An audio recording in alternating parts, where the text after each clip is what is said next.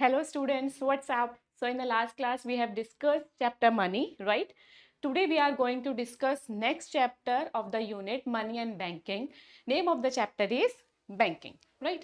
अब इस चैप्टर में हम देखेंगे कि जो बैंक्स हैं वो कैसे फंक्शंस करते हैं, ठीक है। बैंक और इकोनॉमी का आपस में रिलेशनशिप क्या है, कितने टाइप्स के बैंक होते हैं, तो ये सब कुछ हम इस चैप्टर में डिटेल्स में पढ़ेंगे। First of all commercial bank. अभी कमर्शियल बैंक क्या होते हैं इसकी डेफिनेशन हम क्लियर करते हैं। Commercial bank is a financial institution which perform function of, क्या क्या फंक्शन परफॉर्म करते हैं, एक्सेप्टिंग डिपॉजिट, ठीक है। जैसे हमारे जो भी सेविंग्स होते हैं हम कहाँ डिपॉजिट करते हैं, कमर्शियल बैंक में डिपॉजिट करते हैं। So accepting deposit from the public. Public कौन हुआ, हम पब्लिक हुए राइट। हमारी जो सेविंग है वो हम क्या करते हैं, डिपॉजिट करते हैं बैंक में। And giving loans for investment, और अगर पब्लिक को लोन की जरूरत पड़ती है, ठीक है, तो वो क्या करते हैं, जो कमर्शियल बैंक है वो लोन भी प्रोवाइड करते हैं with the aim of earning profit. तो कमर्शियल बैंक का जो मेन एम होता है वो क्या होता है, प्रॉफिट अर्न करना। फॉर एग्जाम्पल कमर्शियल बैंक आपके हो गए एसबीआई, एचडीएफसी, यस बैंक, इन सबके आपने नेम सुने ही होंगे और कहीं ना कहीं आपका अकाउंट हो गई। तो कमर्शियल बैंक बेसिकली क्या करते हैं, हमारे डिपॉजिट एक्सेप्ट करते हैं और हमें लोन प्रोवाइड करते हैं।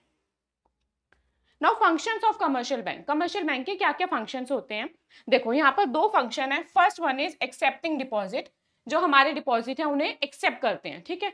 अब वो डिपॉजिट हम दो टाइप से विड्रॉ कर सकते हैं, या तो डिमांड डिपॉजिट होगा,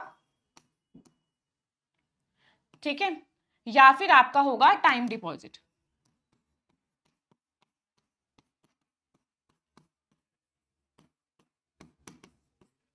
डिमांड डिपॉजिट का क्या मतलब है आपका, कि जब आपको जरूरत पड़ेगी अपने डिपॉजिट की, जो आपने डिपॉजिट करा है बैंक में, जो जमा कराया है, वो आप उसी टाइम विड्रॉ करा सकते हैं, जिस भी टाइम आप चाहो। तो that is your demand deposit, ठीक है। कुछ ऐसे डिपॉजिट होते हैं जो एक मेच्योरिटी पीरियड के बाद ही आप विड्रॉ करा सकते हैं। फॉर एग्जाम्पल फिक्स डिपॉजिट, जो एफडी कराते हैं, right. So these are two type of deposit, demand deposit and time deposit. दूसरा इंपॉर्टेंट फंक्शन क्या होता है कमर्शियल बैंक का, एडवांसिंग लोन। हमें लोन प्रोवाइड करते हैं, किसके अगेंस्ट, हम कुछ ना कुछ कोलेट्रल सबमिट करते हैं, बैंक को कुछ ना कुछ कोलेट्रल देते हैं, उसके अगेंस्ट हमें लोन प्रोवाइड करते हैं। सो दो बेसिक फंक्शन हो गए कमर्शियल बैंक के। First one is accepting deposit, जो भी हमारे डिपॉजिट है, जो भी सेविंग है, हम कमर्शियल बैंक में रखते हैं। Second one is advancing loan, हमें लोन प्रोवाइड करते हैं जब भी जरूरत पड़ेगी। So commercial bank definition clear, these are the two main basic function of commercial bank. अब इस चैप्टर का सबसे इंपॉर्टेंट पार्ट आ जाता है, जो हमें बहुत अच्छे से करना है, जहां से क्वेश्चन हमेशा ही आता है, न्यूमेरिकल फॉर्म में आए या फिर थ्योरी फॉर्म में आए, तो यहां से क्वेश्चन नेक्स्ट जरूरी आता है। That topic is credit creation bye commercial bank. अब कमर्शियल बैंक क्रेडिट कैसे क्रिएट करती है, लोन कैसे प्रोवाइड करती है, क्या कमर्शियल बैंक अपने पैसे प्रोवाइड कर देती है, या फिर कैसे प्रोसीजर होता है कि कमर्शियल बैंक हमें लोन प्रोवाइड कर रही है, क्रेडिट प्रोवाइड कर रही है, ठीक है। So this is a main important topic, credit creation bye commercial bank. अब इसमें दो जो टर्म्स है उनको सबसे अच्छे से समझना है। First one is primary deposit, new deposit in cash by the people. Indirectly primary deposit reflect saving of the people in bank.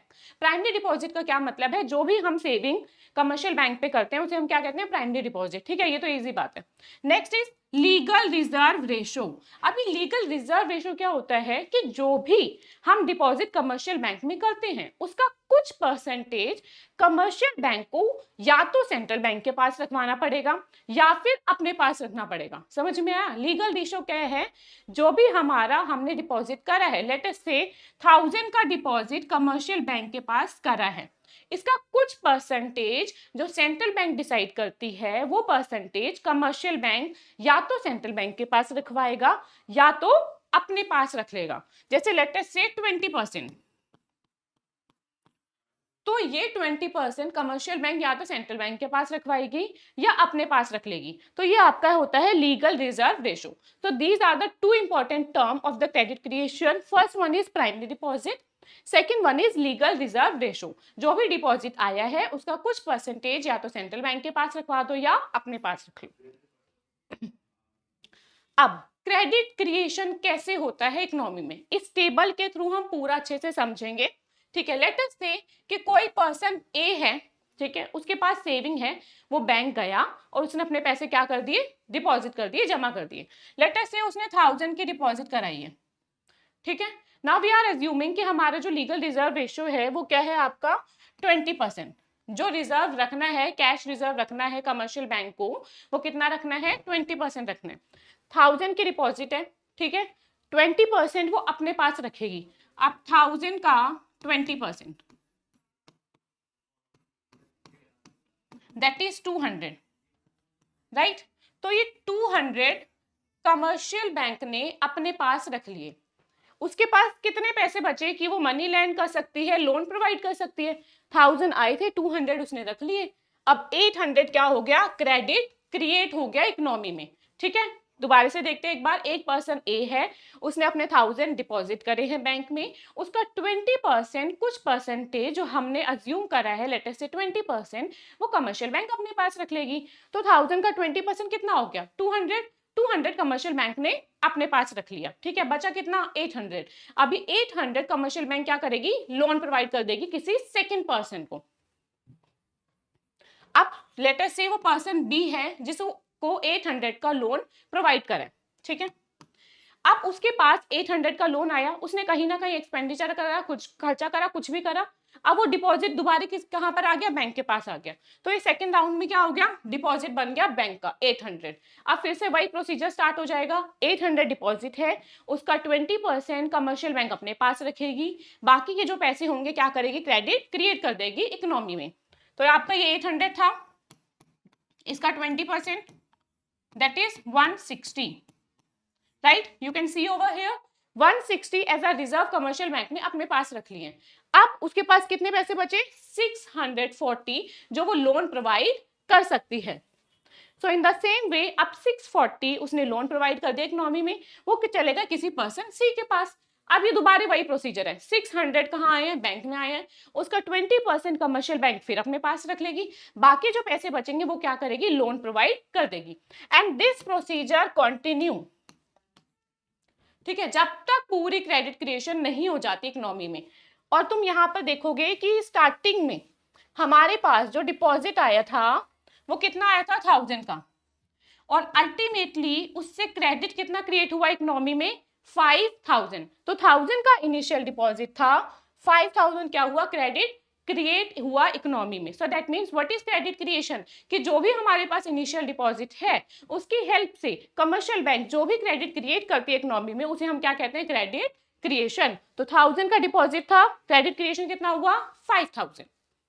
अब ये क्रेडिट क्रिएशन आया कैसे, ठीक है, अभी 5000 कैसे आया, तो इसका फॉर्मूला है total credit creation.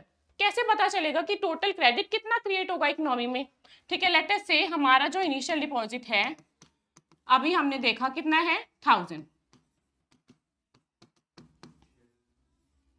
Legal reserve ratio कितना परसेंटेज रखना है, 20%, ठीक है। अब बताओ कि टोटल इकोनॉमी में क्रेडिट कितना क्रिएट होगा। So simple, use the formula total creation is equal to initial deposit multiply by 1 upon LRR. तो let us see, आपका initial deposit था 1000 multiply by 1 upon 20%, right? Percentage का सिंबल हटाएंगे, over here 100, so this will be 5000. So आपका initial deposit था 1000, उससे credit कितना create हुआ इकोनॉमी में, 5000. So this is your total credit creation. तो ये फॉर्मूला जरूर याद रखना है। टोटल क्रेडिट क्रिएशन का फॉर्मूला हो जाएगा आपका initial deposit multiply by 1 upon LRR। Now इसी से रिलेटेड है मनी मल्टीप्लायर क्या होता है। एज अ नेम से मनी क्या हो रही है, मल्टीप्लाई हो रही है, मतलब हमारी मनी कितने टाइम्स मल्टीप्लाई हो रही है, उसे हम कहते हैं money multiplier. It is a multiple by which total deposit increase due to initial deposit. जो हमारा इनिशियल डिपॉजिट था उससे कितने टाइम्स हमारी मनी मल्टीप्लाई हो जाएगी और इंक्रीज हो जाएगी, उसे हम कहते हैं मनी मल्टीप्लायर। तो इसका फॉर्मूला होता है आपका 1 अपॉन LRR। 1 अपॉन 20% था, right, so this is 20% and this is your 5 times. आपने देखा भी इनिशियल डिपॉजिट था हमारा 1000 और टोटल क्रेडिट कितना क्रिएशन कितना हो गया था 5000। दैट मीन्स इनिशियल डिपॉजिट से मनी कितने टाइम्स मल्टीप्लाई हो गई 5 टाइम्स। तो इसी वजह से हमारा टोटल क्रेडिट कितना क्रिएट हुआ इकोनॉमी में 5000। तो मनी मल्टीप्लायर होता है, it is a multiple by which total deposit increase due to initial deposit. Initial deposit से जितना हमारा टोटल डिपॉजिट इंक्रीज होता है, जितने टाइम्स इंक्रीज होता है, उसे हम कहते हैं मनी मल्टीप्लायर।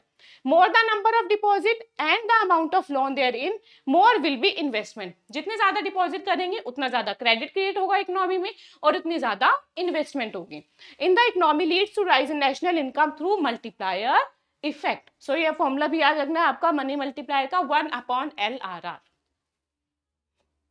हाँ जी, तो ये कमर्शियल बैंक का सबको समझ में आ गया, कमर्शियल बैंक की डेफिनेशन, कमर्शियल बैंक के फंक्शन। उसके बाद the most important topic credit creation. अब कमर्शियल बैंक के अलावा एक सेंट्रल बैंक भी है जो इन सारे कमर्शियल बैंक को क्या कर रहा है, रेगुलेट कर रहा है। अब इतने सारे कमर्शियल बैंक हैं, वो कैसे ऑपरेट करेंगे, कैसे फंक्शन करेंगे, उनको कौन देखेगा, सेंट्रल बैंक देखते हैं, right. So what is central bank?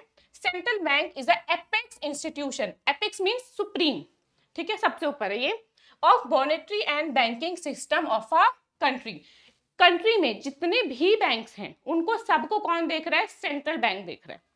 In India central bank is known as reserve bank of India, RBI। तो इंडिया, हमारा जो कंट्री इंडिया है उसका सेंट्रल बैंक कौन है, reserve bank of India, RBI, जो कब एस्टेब्लिश्ड हुआ था, 1935, ठीक है। This is all about central bank. हमारे सेंट्रल बैंक के गवर्नर कौन है, मिस्टर शक्तिकांता दास।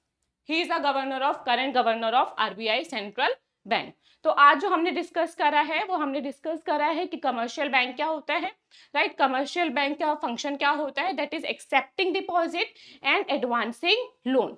उसके बाद हमने जो नेक्स्ट इंपॉर्टेंट टॉपिक डिस्कस करा है वो हमने डिस्कस करा है कि क्रेडिट क्रिएशन, इकोनॉमी में क्रेडिट कैसे क्रिएट होता है, कैसे कमर्शियल बैंक लोन प्रोवाइड कर पाते हैं, राइट। उसके बाद हमने क्रेडिट क्रिएशन में दो फॉर्मूले देखे हैं, total credit creation. Total credit creation is your initial deposit multiply by 1/LRR।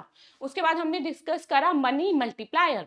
Money multiplier क्या होता है कि इनिशियल डिपॉजिट से कितने टाइम्स मनी क्रिएट होगी इकोनॉमी में, that is your money multiplier. और मनी मल्टीप्लायर का आपका फॉर्मूला क्या होता है, 1/LRR, that is your legal reserve ratio, ठीक है। उसके बाद हमने डिस्कस करा है सेंट्रल बैंक क्या होता है। सेंट्रल बैंक बेसिकली जितने भी कमर्शियल बैंक हैं इंडिया में, कमर्शियल बैंक हो गए, HDFC हो गया, SBI हो गया, नैनीताल हो गया, येस बैंक हो गया, इन सबको कौन रेगुलेट करेगा, कौन ऑपरेट करेगा, कौन देखेगा कि सही काम कर रहे हैं या नहीं कर रहे, या फिर पब्लिक को कोई प्रॉब्लम तो नहीं आ रही। तो इन सबको रेगुलेट करता है central bank, that is apex body जो इन सबको रेगुलेट करता है। और इंडिया का जो हमारी कंट्री का सेंट्रल बैंक है that is reserve bank of India, जिसका हेडक्वार्टर मुंबई में है। और करंट गवर्नर कौन है, मिस्टर शक्तिकांता दास। तो आज हमने इतना सब डिस्कस करा है। इसके बाद जो नेक्स्ट इंपॉर्टेंट टॉपिक है वो है हमारा फंक्शंस ऑफ सेंट्रल बैंक, ठीक है। अब ये सेंट्रल बैंक के फंक्शंस क्या होते हैं, कैसे रेगुलेट करता है, कैसे ऑपरेट करता है, कैसे पूरी इकोनॉमी में मनी को कंट्रोल करता है, ये नेक्स्ट हमारा इंपॉर्टेंट टॉपिक है जो हम नेक्स्ट क्लास में डिस्कस करेंगे। Till the time, thank you.